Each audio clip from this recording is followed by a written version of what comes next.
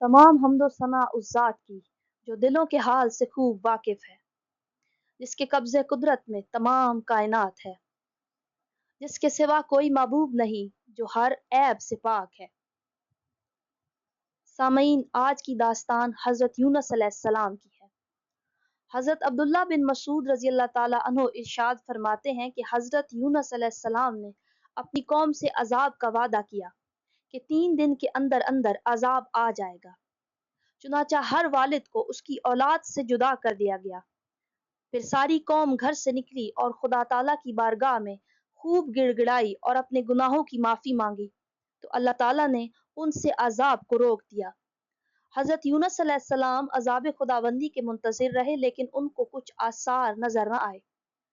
दस्तूर ये था कि जो शख्स झूठ बोलता और उसके पास अपने सच्चे होने का कोई सबूत न होता तो उसे कत्ल कर दिया जाता था। हजरत यूनुस अलैहिस्सलाम नाराजगी की हालत में चल दिए और चलते चलते एक कौम के पास पहुंचे जिनकी एक कश्ती थी। उन लोगों ने आपको पहचान लिया और अपनी कश्ती में सवार कर लिया। यूं ही आप कश्ती में सवार हुए, कश्ती चलना बंद हो गई, जबकि दूसरी कश्तियां दाएं बाएं चल रही थीं। हजरत यूनुस अलैहिस्सलाम ने उनसे पूछा कि तुम्हारी इस कश्ती को क्या हुआ? उन्होंने कहा कि मालूम नहीं कि क्या हुआ। हजरत यूनुस अलैहिस्सलाम ने फरमाया, मुझे मालूम है, इस कश्ती के अंदर कोई ऐसा गुलाम सवार हो गया है जो अपने मालिक से भागा हुआ है। खुदा की कसम, ये कश्ती नहीं चलेगी जब तक कि तुम उसको दरिया में डाल नहीं दोगे। लोग कहने लगे कि आप तो अल्लाह के नबी हैं, हम आपको नहीं डालेंगे। हजरत यूनुस अलैहिस्सलाम ने कहा, कुर्रा डालो। जिसके नाम का कुर्रा निकला वो खुद को दरिया में डाल दे। चुनाचा कुर्रा डाला गया तो हजरत यूनुस अलैहिस्सलाम का नाम निकला। हत्ता के 3 बार कुरानदाजी की गई, मगर हर बार हजरत यूनुस अलैहिस्सलाम का नाम निकला। बस हजरत यूनुस अलैहिस्सलाम ने खुद को इस दरिया में डाल दिया। एक मछली उनकी हिफाजत पर मामूर कर दी गई। चुनाचा जूं ही वो दरिया में गिरे, उस मछली ने उनको निगल लिया और इस जमीन की तह में ले गई। वहां हजरत यूनुस अलैहिस्सलाम ने कंकरियों की तस्बीह पढ़ने की आवाज सुनी, तो कुरान की इस आयत के मुताबिक उन्होंने अपने रब को पुकारा, जिसका मफहूम है आपने अंधेरों में पुकारा कि तेरे सिवा कोई माबूद नहीं, तेरी जात हर ऐब से पाक है, मैं ही कसूरवार लोगों में से हूँ। 3 अंधेरों में पुकारा।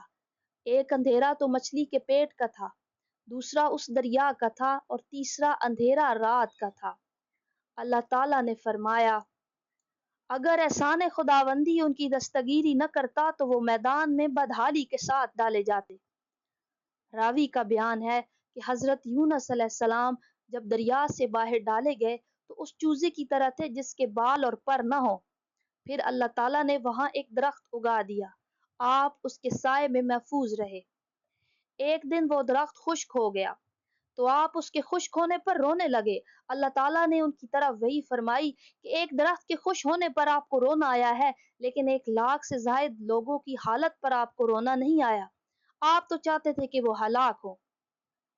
हजरत यूनुस अलैहिस्सलाम वहां से निकले तो देखा कि एक गुलाम बकरियां चरा रहा है। उससे दरियाफ्त फरमाया कि ए गुलाम, तुम किस कौम के हो? गुलाम ने कहा कि वो कौम यूनुस से है।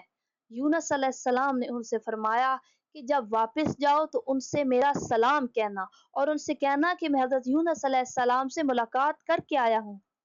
गुलाम ने कहा कि अगर आप वाकई हजरत यूनुस अलैहिस्सलाम हैं तो आप तो जानते हैं कि जो शख्स झूठा साबित हो, उसके पास कोई सबूत भी ना हो, तो उससे कत्ल कर दिया जाता है।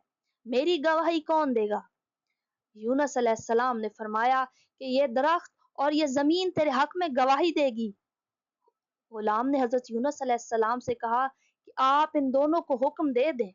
तो हजरत यूनुस अलैहिस्सलाम ने उन दोनों से फरमाया कि जब ये गुलाम तुम्हारे पास आए तो इसके हक में गवाही देना। इन दोनों ने असबात में जवाब दिया कि बहुत अच्छा। इसके बाद गुलाम अपनी कौम में वापस चला आया। उसके चंद भाई भी थे और इस लिहाज से वो महफूज था। गुलाम ने बादशाह से आकर कहा कि मेरी मुलाकात हजरत यूनुस अलैहिस्सलाम से हुई है, वो आप सबको सलाम कह रहे थे। बादशाह ने इस गुलाम के कत्ल का हुक्म सादिर किया। غلام نے کہا کہ اس کے پاس ثبوت موجود ہے، میرے پاس لوگوں کو بھیجیں، میں اس جگہ لے جاؤں۔ جب لوگ اس درخت اور اس جگہ پر پہنچے تو غلام نے خدا کا واسطہ دے کر ان سے کہا کہ کیا حضرت یونس علیہ السلام نے تم دونوں کو گواہ بنایا تھا؟ دونوں نے کہا کہ ہاں، ہمیں گواہ بنایا تھا۔ لوگ سہمے ہوئے واپس آئے کہ عجیب بات ہے کہ درخت اور زمین تیرے حق میں گواہی دیتے ہیں۔ بادشاہ کے پاس حاضر ہو کر لوگوں نے آنکھوں دیکھا حال بادشاہ کو سنایا۔ تو بادشاہ نے غلام کا ہاتھ پکڑا اور اپنی مجلس میں بٹھا دیا اور کہا کہ تم اس منصب کے مجھ سے زیادہ حقدار ہو۔ اس غلام نے 40 سال تک لوگوں کے امور و معاملات کو سنبھالا۔ مومن کی یہ نشانی ہونی چاہیے کہ وہ اللہ کے حکم کے آگے سر جھکا دے، اس کے حکم پر کاربند رہے اور کسی کام میں جلد بازی کا مظاہرہ نہ کرے۔